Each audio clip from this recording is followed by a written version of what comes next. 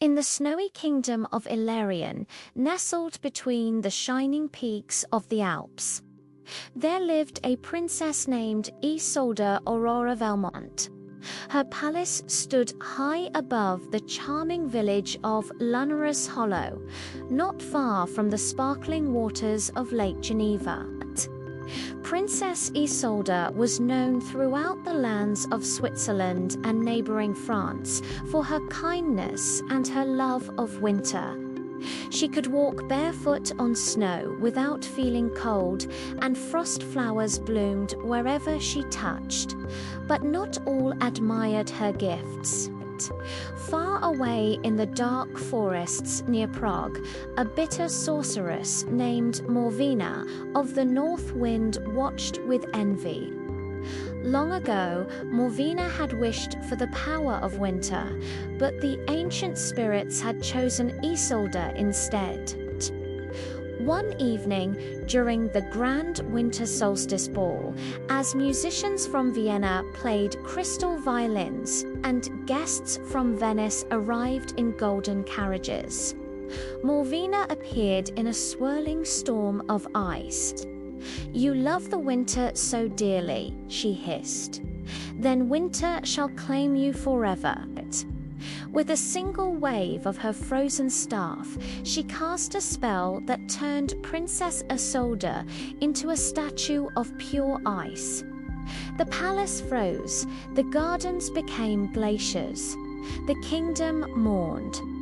Years passed. One day, a brave mapmaker named Luca Moreau, traveling from Lyon, arrived in the abandoned kingdom while charting the mountain passes toward Innsbruck. Unlike others, he did not fear the cold palace. He believed every legend carried a hidden truth. Inside the grand hall, he found the frozen princess standing beneath a chandelier of icicles. Her expression was peaceful, yet a single tear of ice rested upon her cheek. Remembering an old tale told by monks near Danube, Luca whispered, "Only warmth given freely can melt the deepest frost." He did not try to break the ice. He did not draw a sword. Instead, he began to speak to her, telling stories of blooming fields in Florence, of the midnight sun beyond Norway, and of children laughing in the streets of Barcelona.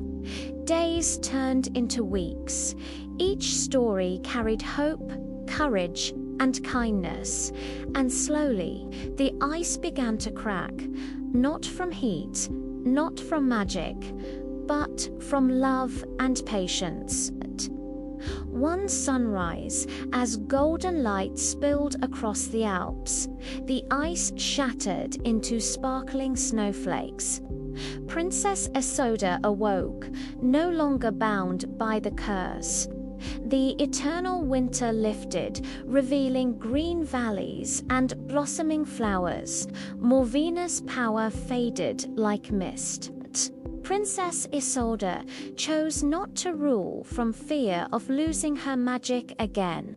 Instead, she traveled across Europe from the castles near Rhine to the coastal cliffs of Lisbon, teaching that true strength is not in power, but in compassion.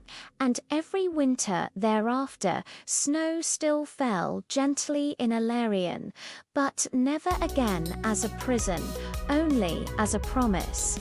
Moral of the story: even the coldest curse can be broken by patience, kindness, and a warm heart. If you enjoyed this story, make sure to subscribe so you don't miss the next one.